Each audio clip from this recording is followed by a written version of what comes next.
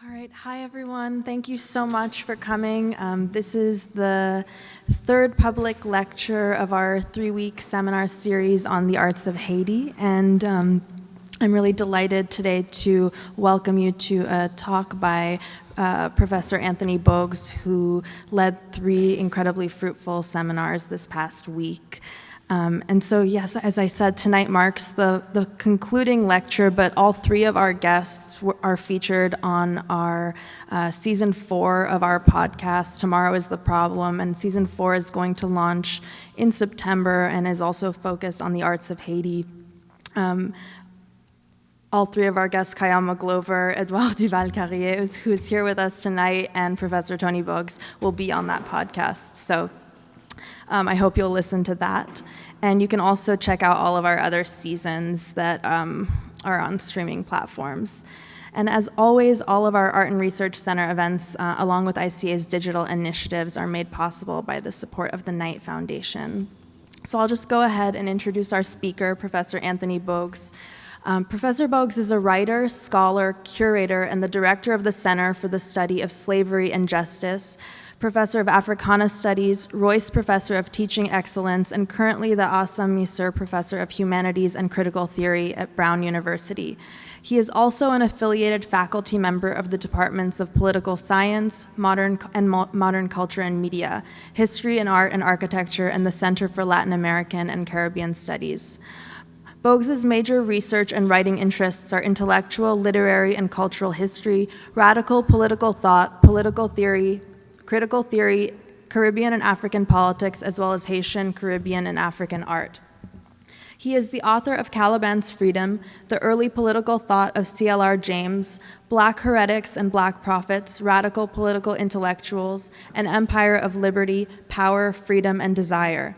He is the editor of From Revolution in the Tropics to Imagine Landscapes, The Art of Edouard Duval-Carrier, Metamorphosis, The Art of Edouard Duval-Carrier, as well as 2 volumes on Caribbean intellectual and literary history, After Man, Towards the Human, Critical Essays on Sylvia Wynter, and the George Lamming Reader, The Aesthetics of Decolonization. He is the co-editor of a special issue of the Italian journal Filosofia Politica on Black political thought and the co-convener of the International Project Towards a Global History of Political Thought. Additionally, he has curated and co-curated shows in the United States, South Africa, and the Caribbean, and published numerous essays and articles on the history of criticism, critical theory, political thought, political philosophy, intellectual and cultural history, as well as Haitian art. Bogues is a member of the editorial collective for the journal Boundary 2 and was an honorary professor at the Center for African Studies at the University of Cape Town, South Africa, and now visiting professor and curator at the University of Johannesburg. He is also a member of the scientific committee of Le Centre d'Art in Haiti. Please join me in welcoming Professor Anthony Bogues for his talk, There is a Philosophy of History which Resides in the Arts of the Imagination. We'll follow the lecture with a Q&A, so please hold on to your questions until then. And please also stand up when you ask a question, because it's better for our recording. Thank you.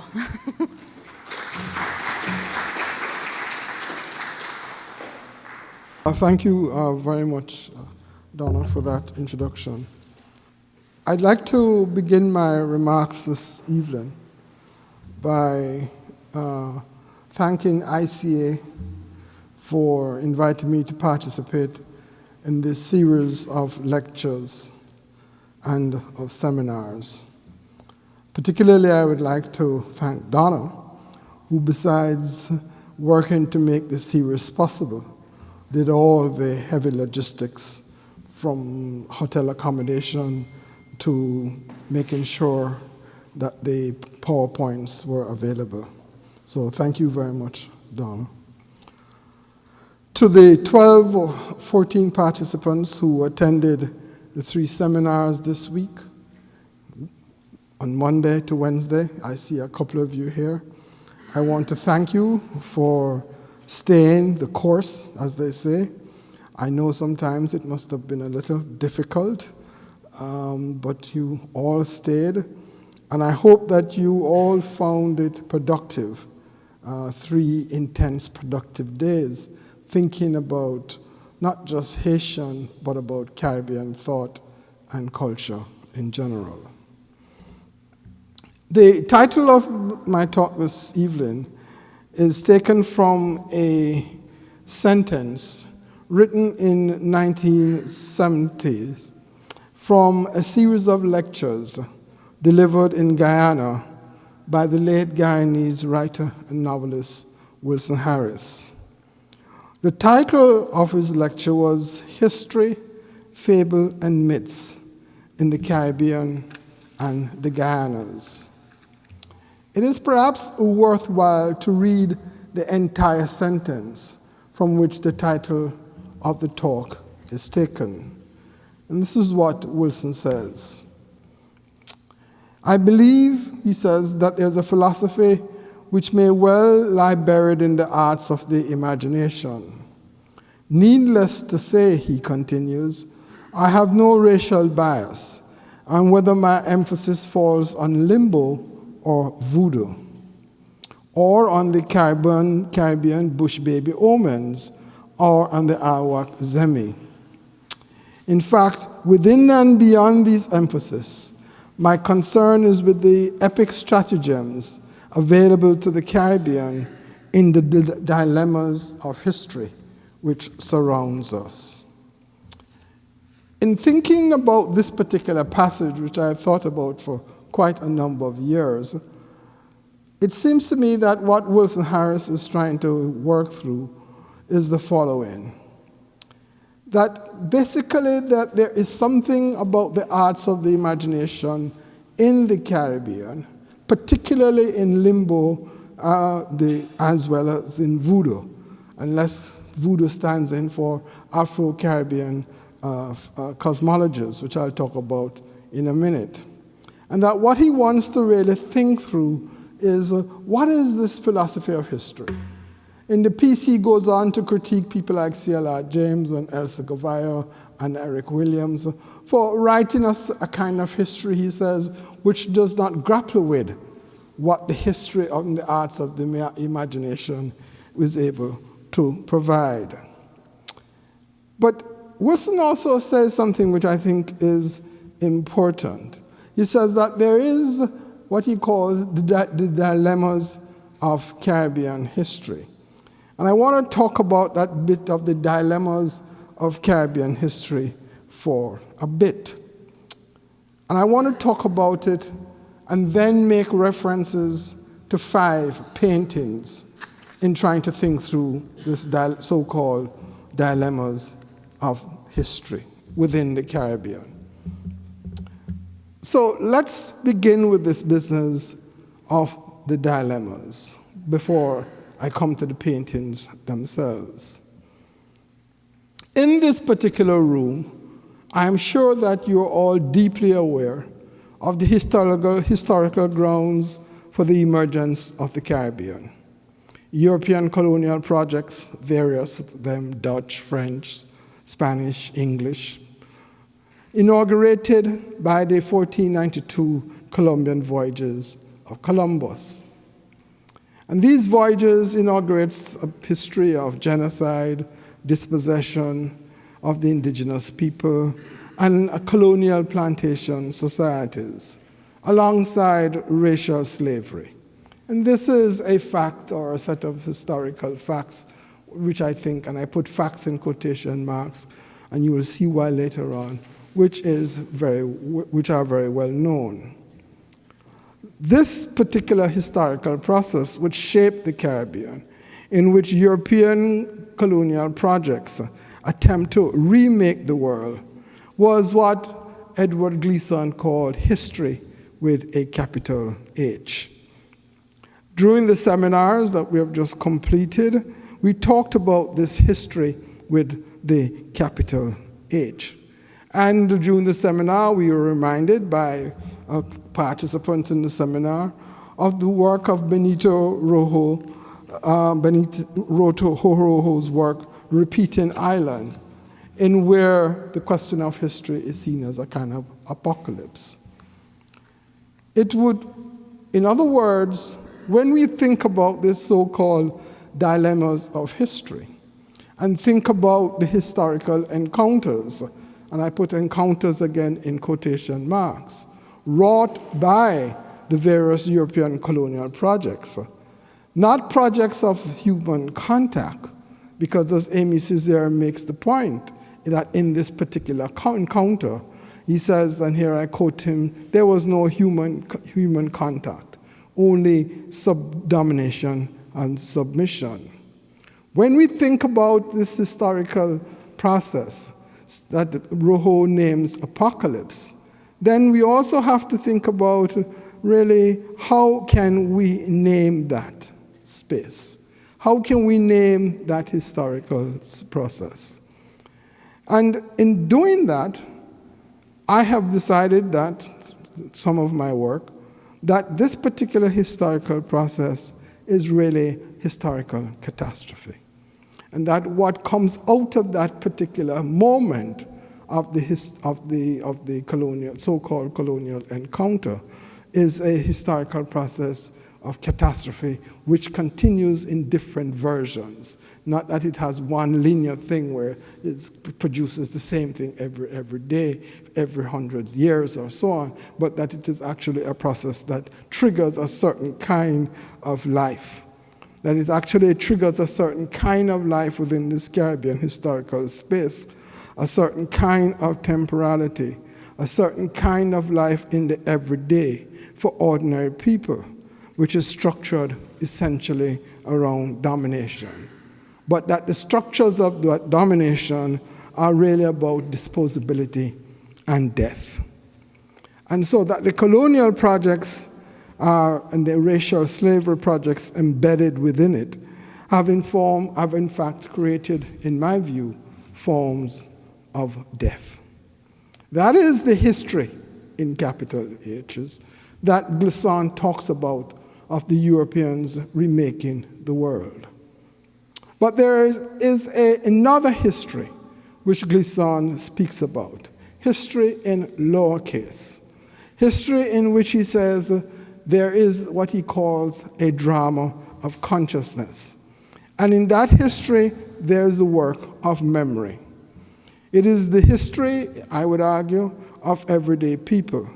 It is the history of ordinary people in which they create what I like to call the archive of the ordinary. And that in that particular archive of memory, archive of the ordinary, it is one in which memory does not stop and then history begins, but rather it is one in which memory works as a deliberate set of acts of recollection. So it works as it works itself through to create a different archive. And therefore, in thinking about this question of history and the archive, going back to Wilson, Harrison, Voodoo, and Limbo, it would seem to me that the question of the archive shifts, that it is no longer a storage space created by institutionalized versions of various state formations. Why? Because the archive then becomes the body. It then becomes dance. It then becomes Afro-religious practices and cosmologies, and also becomes music. To put this another way, the creation of this archive is one in which there is a history, and here I'm quoting Sylvia Wins, and reworking Sylvia Winter, is really the history of the plot versus the plantation. The plot being the space where the enslaved could grow their own provisions and find a little kind of life that they could make for themselves versus the huge plantation superstructure and infrastructure that was created. So the history that I want to talk about is this history of the plot. It is the history of the plot that I think we need to be attentive to, because it means that once we understand that history of the people who inhabit that plot, we may understand something else about the Caribbean. That means that I have a little problem or have a little quarrel with Wilson Harris, and that's not a problem. And the quarrel I then would have with Wilson is that there's no dilemma of history within the Caribbean, but rather that there is a series, or there are a series of historical practices, which have reinforced the hegemony today of native elites and their allies. And then there are another set of practices in which there are attempts to enact what some people may call refusals. I put even that in quotation marks, because I draw here differently from some other folks, because I want to draw in my notion of refusal the work of Marley himself, Bob Marley. We refuse, Marley says in Babylon System, we refuse what you want us to be. We are what we are, and that's the way it's going to be. The end of that line of lyric in that song. These particular practices of the plot, or the inhabitants, people who inhabit the plots, are practices that are not vindicationist in the way that C.L.R. James's Black Jacobins is, or in the way in which other histories have been. That is, that these histories that have been understood as radical histories of the Caribbean that attempt to vindicate the Caribbean people in some way or the other as human. That there is no need in these histories of the plot to vindicate. In fact, it is what these histories of the plot are histories of enactment, are histories of performance, are histories in which people every day attempt to navigate their ways through this historical catastrophe. And therefore, when talking about these kinds of history, what I want to do is to just paraphrase what late Michel Roth-Trujillo talks about, is trying to think about that kind of history in which he calls, how do we stir the pot of history, end of quote. And that stirring the pot of history by thinking about the plot really becomes important. That's a kind of long preamble to some of the images I'm going to talk about that show how this history that works through the plot, sometimes by people who are outside of the plot but who are working through the plot, how those histories have a particular line of thought, a particular way of thinking about history that we might want to actually begin to explore. And my first image is the one that's on the screen. It is an image by the Haitian painter, André Pierre. Those who are in the class would have heard a lot about this, but a lot of you were not in the class, so I want to repeat it, and to me it's one of the most important art pieces to come out of Haiti. And what is interesting about this particular image? And many things, but there are a couple of things I want to point to. First is the title. The title is The Guinean Spirits Returning to Africa After the Haitian Independence War. And this is really important. It is important because what André Pierre is doing is actually giving us a different history of Haiti, of the Haitian Revolution. The conventional historical understanding of the Haitian Revolution is the remarkable role of Toussaint Louverture as he leads the anti-slavery revolution before he is picked up by Napoleon and jailed in France. And then of Dessalines leading the national liberation struggle for Haitian independence before he's assassinated. Some people like Michel Roth-Trujillo in his book, Stirring the Pot, makes points and talks about the ways in which Maroons and the role of voodoo in the revolution. Some voodoo songs, or not some, many voodoo songs, if you listen to them, actually talk about the revolution. And there's a particular voodoo song which called The Battle Continues, which elaborates how Africans got to Saint-Domingue, and then goes right up until the present, and is added to over time as other things, historical things, unfold in Haiti. But the story, therefore, that André Pierre is telling is a story, therefore, not about Toussaint, not a story about the Revolutionary Army, not a story about the indigenous army, not a story even of the Maroons, but it's a story of the Loas. And he's trying to point to how the Loas going back to Guinea, and we all know that Guinea is a kind of place name for Africa. And though Africa is not a country, it's a continent, as they say. But in the imaginary of the enslaved, Guinea was a very important place representing Africa. And I think basically what the story is telling or asking us to think about is the story of really who made the revolution and what is the place of the Loas in the revolution. And this is actually not too some of us may say, oh, that's far-fetched and so on. The revolution was made by Maroons and Toussaint and so on. But I want you to go to a particular piece or a particular novel by Alger Carpentier, in which the story of Mackindal is told, who wasn't a law, but he was a healer. And the way in which Carpentier tells that story, and the story of Tige Noel, which Edward de Valcarra paints in his remarkable, what I call in his blue period, as he's doing the kingdom of this world. But essentially, it is about a different story of the Haitian Revolution. A story about the Haitian Revolution in which the Haitian Revolution is, shall we call it, unfinished business. And that if that is so, then how is the way in which we can begin to think of that revolution in the contemporary period? Obviously, there are various things that one may want to think about, the colors, the ways in which the Loas are dressed resplendent in their epaulets, the white horse, and the horses are really very crucial in any story of the Haitian Revolution because all the key people were really brilliant horsemen.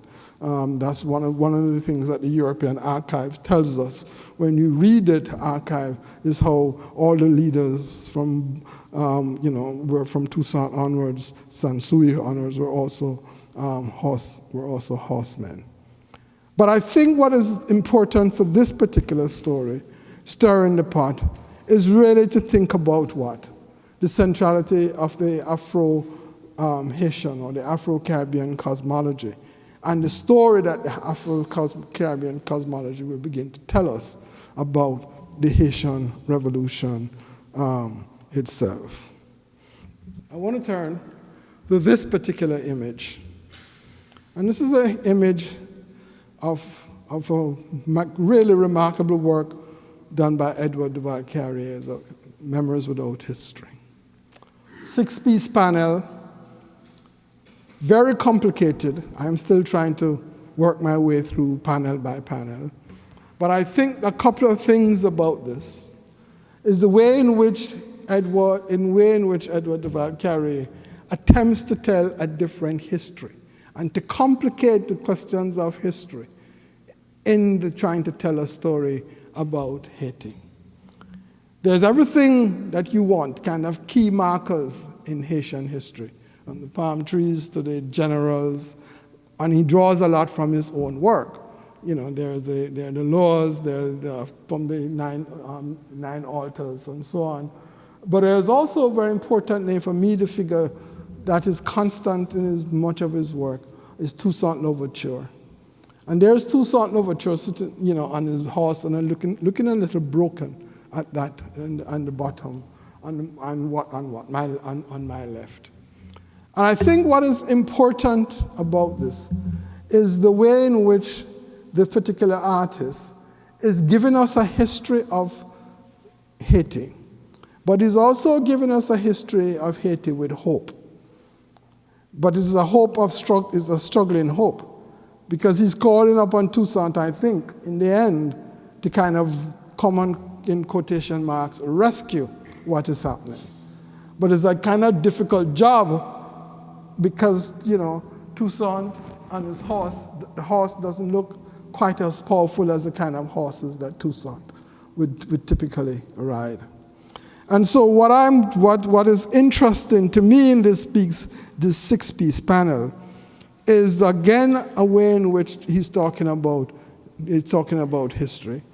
But he's also, very importantly, trying to think through the questions of Haitian history itself. Not now, I would argue, as a historical painter. I once wrote that what Edward Duval Carrier was trying to do was actually trying to develop a historical visual vocabulary for Haitian history. But I also, after a while, began to change that position. And we want to argue that what instead Duval Carrier is trying to do is that he's not a historical painter, but that what he's trying to do is actually to work through history as a form of critique. In other words, that what he does is that he's thinking about the past. He's painting the past, but he's painting the past in the present, not to kind of evoke the past, not for us to return to the past, but actually for us to think about the past as a critique of the present. And therefore, what I have said is that Edward Duval Carrier is really participating in a process of living history. That is a living history a kind of history in which the past is used as that moment to think about the present. And that in thinking about this present, what Duval Carrier is doing is wrestling with the plantation and the elements of the plantation, but working with the people from the plot, working with the cosmologies of the people, of those who inhabit the plot.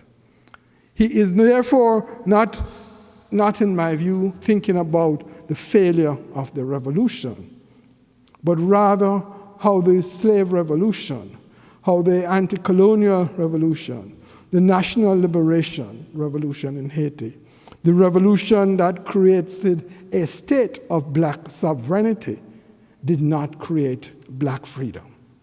And that is the paradox in which he is trying to work through. So he's trying to work through where I would put it, not in my language, but in the language of somebody in 1860s, in a small revolt in Haiti, who says, what kind of freedom is this? So in other words, there's black sovereignty, the state of black sovereignty, which is anathema to all the colonial and racial regimes around, but there's not black freedom for the people and the inhabitants. And so how do you work with that contradiction, and how do you manage that?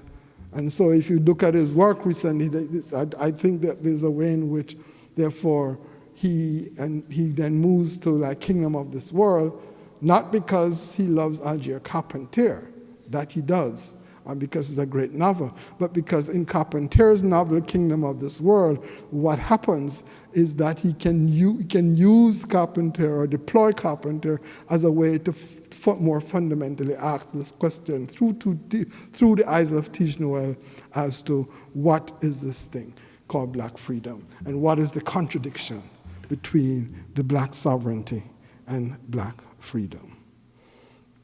So, to sum up, therefore, for that, is the business of living history, which tries to critique the present. The third piece I want to look at is a piece that is considered to be a classic in Haitian art history, and that's Philomé Aubin's Crucifixion. If Edward Duval Carrier develops history, or deploys history rather, as critique, living history, then Aubin, in my view, is a historical painter. For Aubin, what he wants to do, as he makes it clear in a whole set of interviews, that he wants his paintings to really illustrate the entire life of Haiti as he sees it. He uses the phrase that he would like his paintings to be a historical book of Haitian life. And so what we know is that he paints everything in Haitian life. He loves weddings, so he paints weddings, and there's lots of weddings in Haiti. When I first started curating and looking and studying Haitian art, I remember looking at a whole set of pieces of artwork in the Waterloo Art Center in Iowa, and turned to the person who was with me, the co-curator, and said, boy, these people love to get married. Because every single lot, if there were 1,000 pieces, there were like about 400 pieces about weddings, right? Not all of them were great, but I'm saying it's just the plentitude of them meant that there was something going on in people's understanding, or in people's, like the way people think about weddings. But also, Aubans pays special attention to carnival, pays special attention to the everyday life of people eating, people having a meal, of people driving, of people walking, of people coming out, of people going to church, and so on. And so that, therefore, he really is the historical painter. He is painting a historical period of Haiti that he lives as he sees it. As we all know, he works with the Center for the Arts, and then he is sent along with others to other parts of Haiti to establish various centers, or schools, if you want to call it that. And he then begins to develop a historical school in the north of Haiti, in Cap Haitian. And that school really becomes the first school of art in Haiti that produces historical paintings.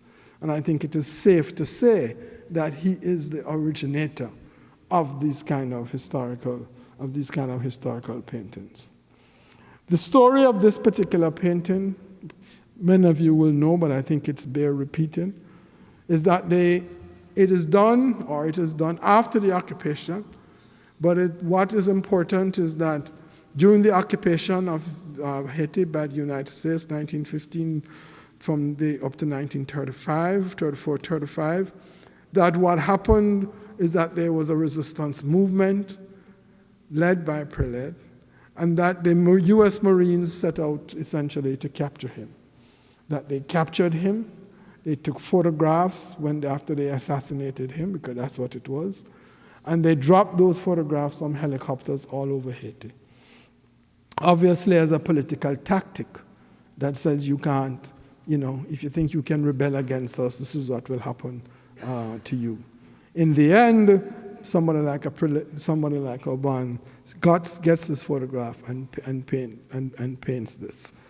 There are two versions of this, and the version I'm showing you is a version that, in my view, has a little bit more blue in it, and also has his mother. And that particular, and some people, think it's about the nation as a mother, and have a kind of way in which you think, okay, here's the mother of the nation crying. But actually, we have discovered there are a whole set of letters between his mother and himself. And they are just letters of a mother to a son when he's under running. Don't let them catch you. Don't talk to so-and-so who I suspect who does not like you. Don't do this. Don't do that. Remember, I love you. You are my son, etc., etc. And I think that what in the second version, and this is the second version, not the first one, that what Aubin decides to do is actually to really put his mother there. And his mother, because of the close relationship that both of them actually had, and her warning to him all the time that he had to watch out for people who were not sympathetic to him, or those who pretended to be sympathetic to him but weren't, what would actually betray him, because he was betrayed in the end. This particular painting and the two versions of it, is in my view a historical marker for historical paintings in Haiti.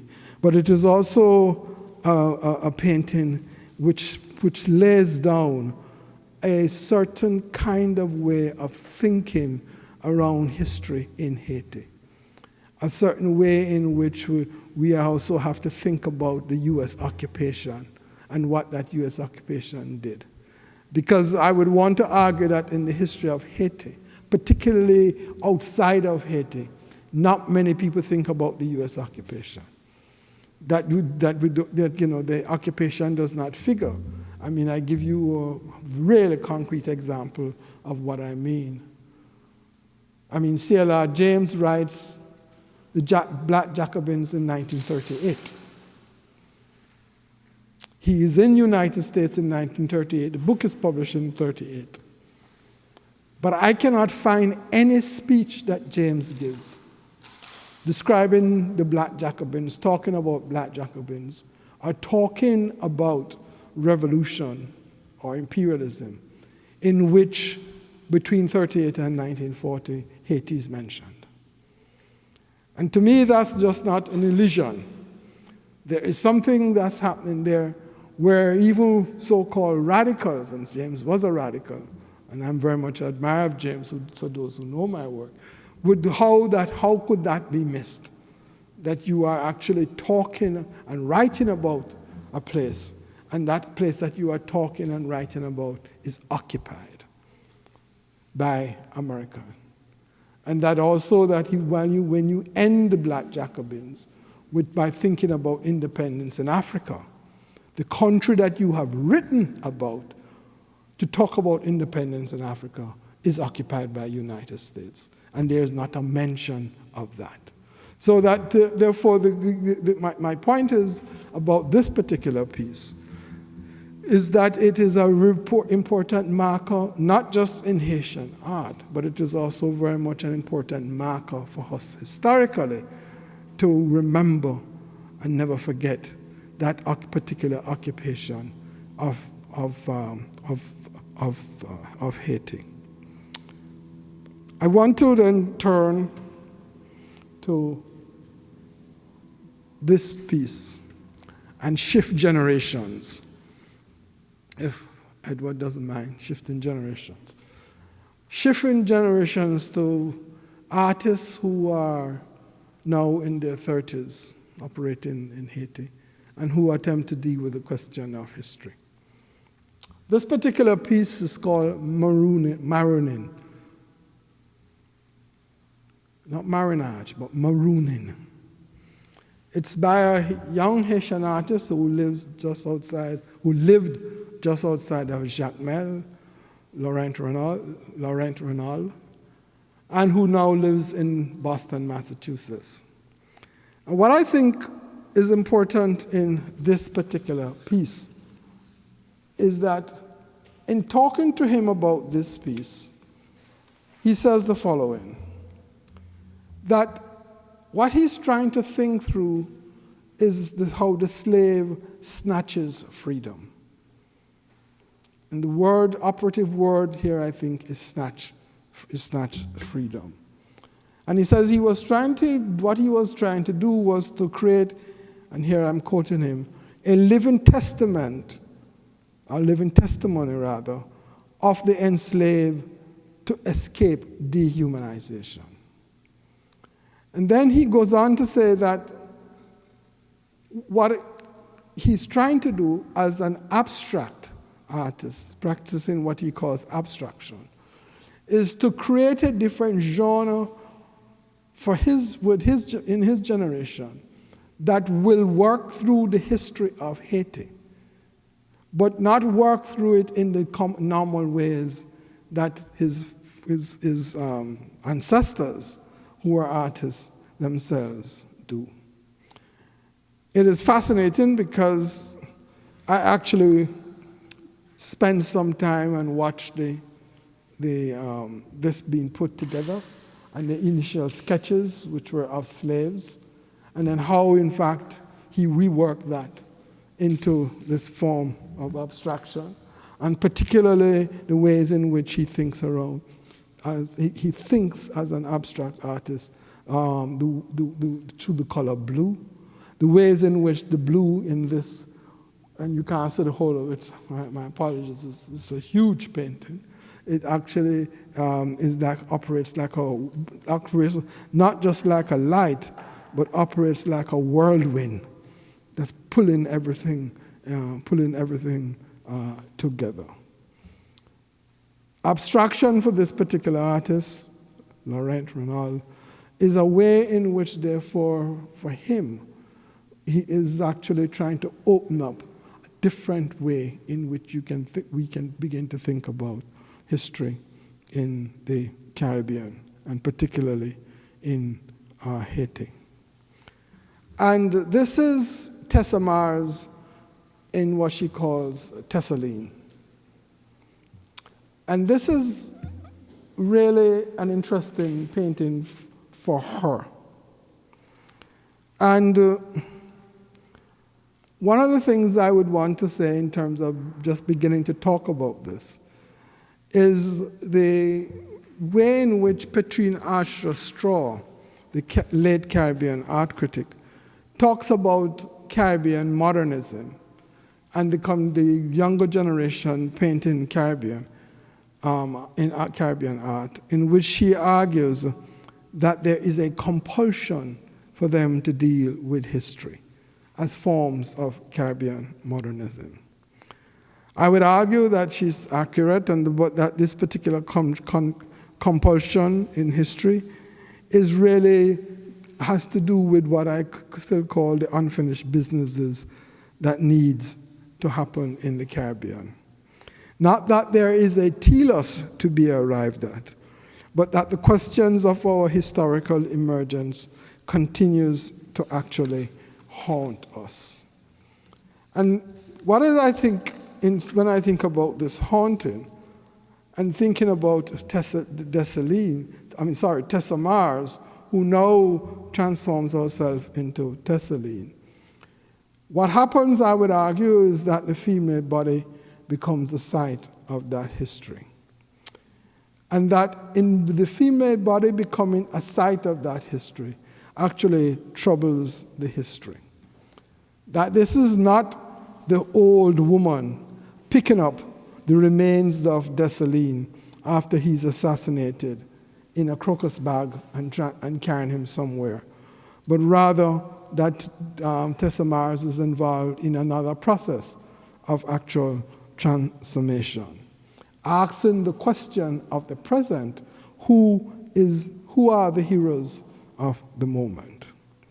In an interview that she did with Professor Jerry Augusto for a catalog in a show in Colorado, she made the point that she did this. She began to think about Tessaline in 2015. And she began to think about Tessaline in 2015, she said, because there was an election going on. And all the heroes of Haiti were being paraded, including Dessalines.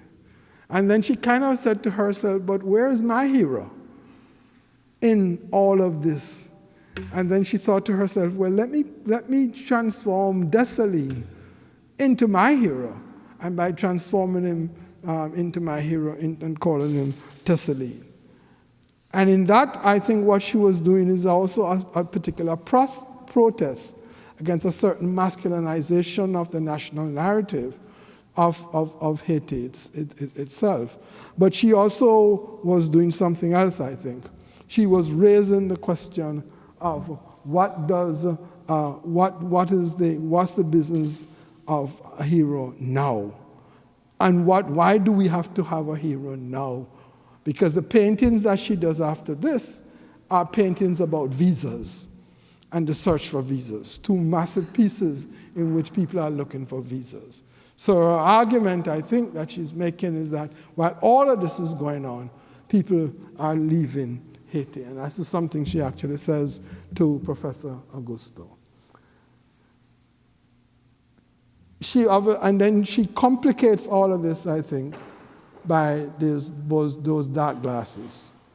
So there's a certain modernness in this with the dark glasses that I think is important to actually think about.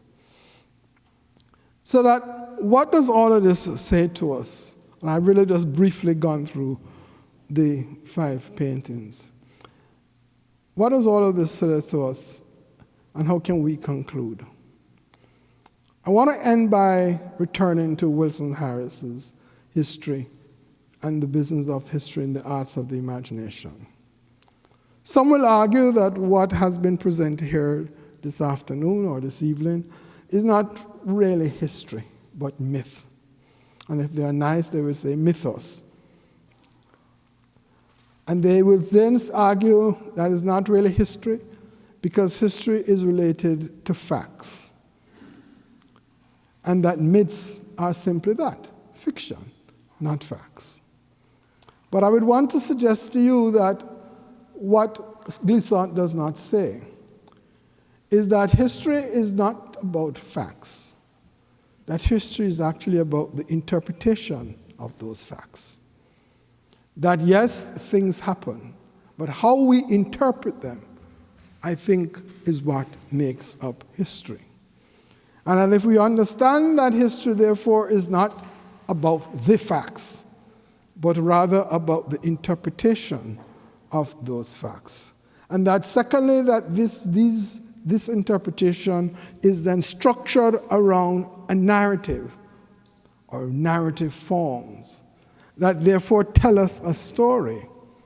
Then the visual vocabulary of some of these paintings that I have showed here today also is about telling a certain story.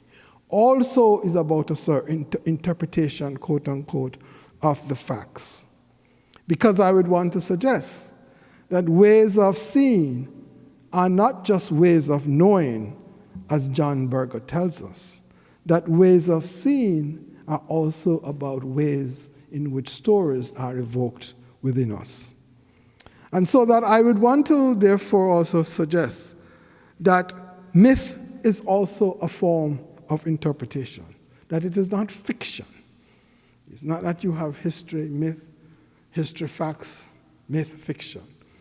That myth is also a form of interpretation that is also closely linked and indeed is part of a narrative way in which we tell stories. And that within Caribbean thought and practice, as well as the practice of Caribbean thought, that the radical mythic imagination actually constructs historical stories. So that therefore within the arts of the imagination are historical stories, narratives of ourselves as Caribbean people, narratives that circle around what's the question that Aimé Césaire posed when he went to Haiti in 1947, where he said that if the Europeans through Descartes asked about the question of the I, and who am I, he says, then we have to ask the question, who are we? And that is that question of the who are we which is foundational. It is that question of the we and the definition of the we and the actual practices of us trying to define and work through the we in a process, through a process that begins with historical catastrophe. It is us trying to do that, to do what Rex Neckleford calls the battling for space, that I would want to argue is where some of the most important historical stories are found within the Caribbean. And that this kind of thing, this kind of battle for space, opens up new passageways, which always makes us begin to rethink and think twice, if you wish, about the work of history. Because, I would want to argue, the past remains a moment of the now. And that it is in that past, this moment of the now, that what we do is that we attempt to refashion ourselves into a different community of persons. George Lamin once said that the history, he once argued, was, he says, one of the oxygens of Caribbean thought and Caribbean life. And I would want to argue that the ways in which the people and the inhabitants, rather, from the plot, that these inhabitants from the plot, in their attempts to refashion themselves through dance, through Afro-Caribbean cosmologies, through music, and through art, are telling us a different story of ourselves, one that we need to pay attention to if we want to think about what freedom must look like. Thanks very much. She was in the class. in the class. You mentioned that in Black Jacobins, C.L.R. James did not mention the U.S. occupation. There was an edit to that later, correct? There was an added text? Did he ever address it or never came back to it? What he addressed in that edited version was an appendix, which was from Tucson to Fidel Castro. I haven't read that version. I haven't read that appendix in a long time, but I don't recall anything about U.S. in Haiti, U.S. and obviously Cuba, because Fidel and the revolution, but nothing about the U.S. the occupation of Haiti. Thanks.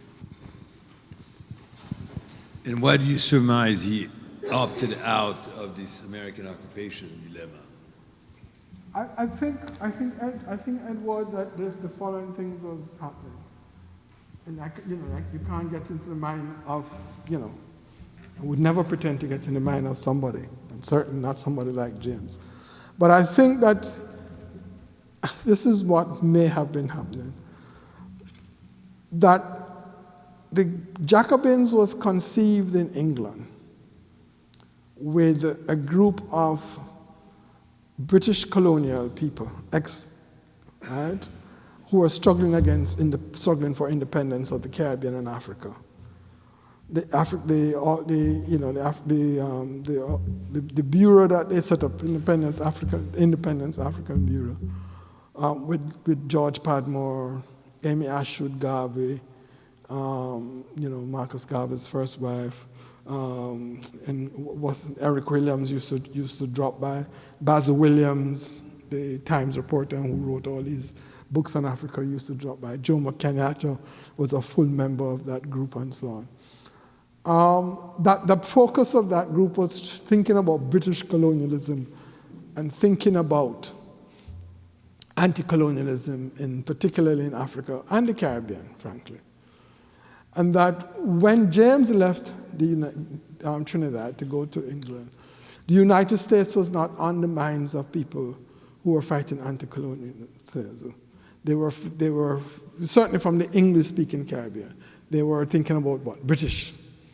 And then if they connected with their colleagues from Paris, they were thinking about the French, right? So Césaire and so on. Or if they were thinking about or Senghor, right? And then they would think about Du Bois and what was happening in the United States, but to do more the African American movement in the United States, right? And so that America doesn't loom large in the minds of many people in London in 1938 who were doing anti-colonial work. That's not my understanding, and I looked at a lot of the organizations around 1930s at that time. And when he comes to United States, he comes to United States primarily as a Marxist and as working with the Trotskyist wing of the Marxist movement. And there's nothing again in any of their things about Haiti.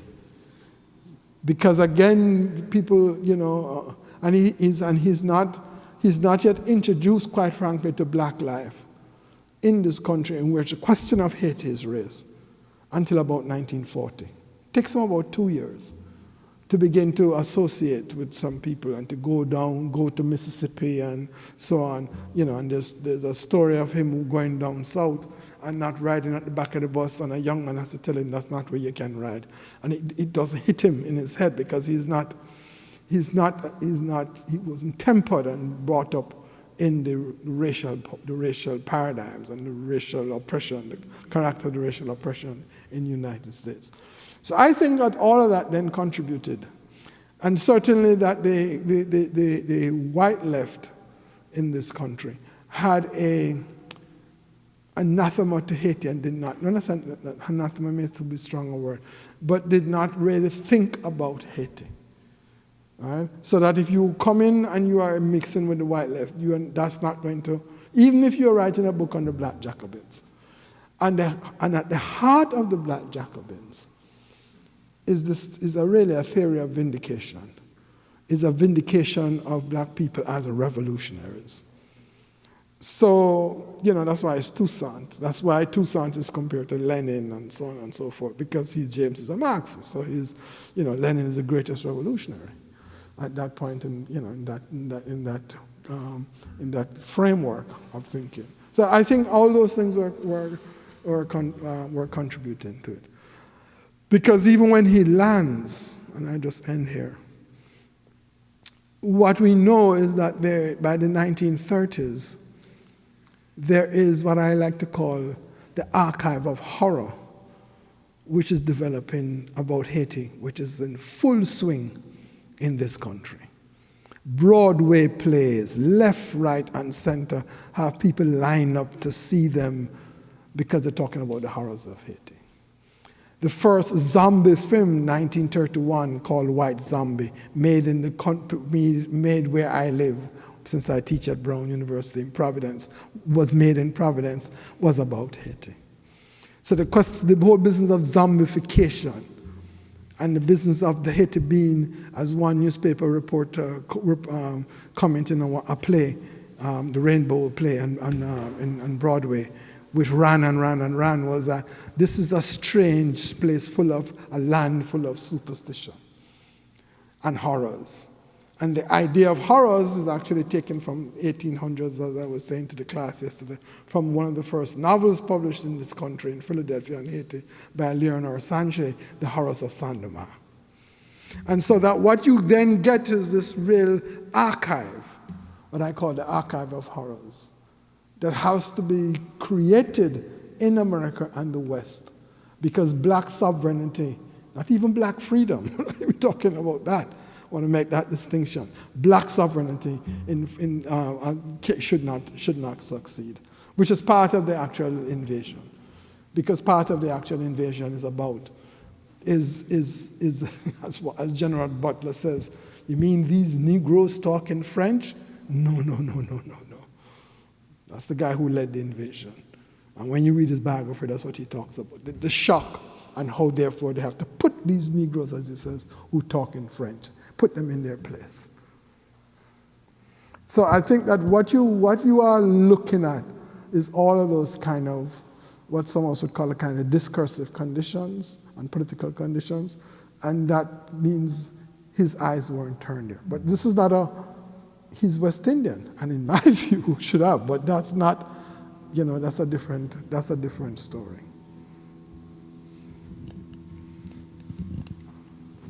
Memory could be serving me wrong here, but I'm looking at this particular Tessa Mars painting, and if it's not this one, it's from the same series. And what she told me, when I asked her about the glasses, I can't see well enough on this one, but she says if they're upside down, it's because it's Gede. And she said, yes, that's what she did. That's what she says, yeah. So I just wanted to add that layer. Modernism, I'm not so sure about, but I do know, she said, I am Gede. I am Gede, and I am also Tessaline. I'm also Dessalines. So this is what I'm saying. So in other words, what she has done is that she has now embodied both the laws as well as embodied the actual so-called heroes. And she's clear why she's doing that. Because we did this for an exhibition in Colorado, and the piece that introduced this is actually a piece that you can see online that she has, where she's lying down, and it's usually herself. She's lying down in a bed of flowers, and she calls it the ancestors dreaming. Right? And what she is that she is embodying both her ancestors, because she's the granddaughter of Jean Price Mars, right? But also very importantly embodying the actual the gods, the laws, of Haiti, and trying to rethink all of what that means. In a country, I said, because the series after this is about visas, two remarkable, huge paintings on visas of Haitians trying to get visas, and so she's thinking it's a different generation, and and it's contemporary. in the sense that she's commenting on a certain history of Haiti at this moment. So thank you for the Gede upside down. Very rich talk. I found myself asking, when you were laying out historical catastrophe as sort of the aftermath that we live in post the colonial encounter, I wonder how that sits with, or in your mind, detours from Patterson's social death. Is there a relationship? And do you want to say something about that? Absolutely. The problem with Orlando Patterson's social death, which has become very popular in the academy, spawning various theories rather, is that social death is social death. There's nothing after social death. It's natal alienation, social death. My argument is that historical catastrophe is what happens. Death happens, both in my view, civil and physical death, and not just social death. Right? The enslaved body is put to death. There is a social death and a civil death in that that body can't participate and so on and so on and so forth, right? But the commodification of that body and the disposability of that body means a physical death. In the middle of that physical death, my argument is that the evidence shows us not just rebellions, which is what everybody looks on, big resistances, which we all know and which we can look at, and the biggest one being the Haitian Revolution, the dual Haitian Revolution. But if you say to yourself that you have to live as a disposable body, that you are living under what Du Bois calls the arbitrary will of somebody, that he or she can get up in the morning and say, I don't like you, and that's the end of that. But you have to live. In other words, there is life. And so that the question that then I think those of us who are trying to think through this is, okay, how do these people who are enslaved, who experience the social death, the civil death, and disposability, and physical death, how do they make life? Because they have to make life. It is one of the things about being human. You seek to make life. You actually don't draw yourself towards death unless you think that death is a form of life for you. And so that what people like myself are then trying to think about, okay, if people are trying to make life and they're not making rebellions every day, because people don't make revolution and rebellions every day, they just don't. Right? They have too many other things to do. It's just some of us who like to think that and live a life like that. They want to get on with their life. So how do you make your life? And this is why I think about the plot, one. But importantly, it is the Afro-religion practices that have been the source, in my view, the life source of people of African descent right across the Americas. And therefore, to me, it is not just about religion and the sacred. It is about actually the creation of cosmologies, of different ways of thinking about being, of existing, and of trying to do that in the actual everyday. And therefore, my argument with Patterson is that you then negate the everyday life of ordinary black people. Because these ordinary black people are the ones who are doing Kumino, I know you're from Jamaica, Kumino revival, who then form Rastafari, who do Mialism, who do Santeria in Cuba, who do Candomblé in Brazil, who do Voodoo, and so on and so forth in Haiti. And so that one of the things that we need to think about is these Afro-religious of what, we call them Afro-religious, I call it that, legibility, so it can be legible. These actual practices, which I would want to say, Donna, are not just practices of rituals or just cosmologies, but are actually also practices of thought themselves. And so that in trying to think through that is where I'm really different from Patterson and all the other theories that he has spawned, like Afro-pessimism. Because what I want to focus on, because it's not because that's what I want to do, but that's what the art tells me. That's what the so-called Negro spirituals tells me. That's what the candomblé songs, that's what the voodoo songs tell me, that people are then trying to make sense of themselves and are then also trying to live a certain kind of life. And that we in the Caribbean had better pay attention to that. Well, I would argue, that we better pay attention to black life in that way as well, not just the Caribbean, I would want to argue. Thank you so much. Well, thank you very much, and thank you all very much.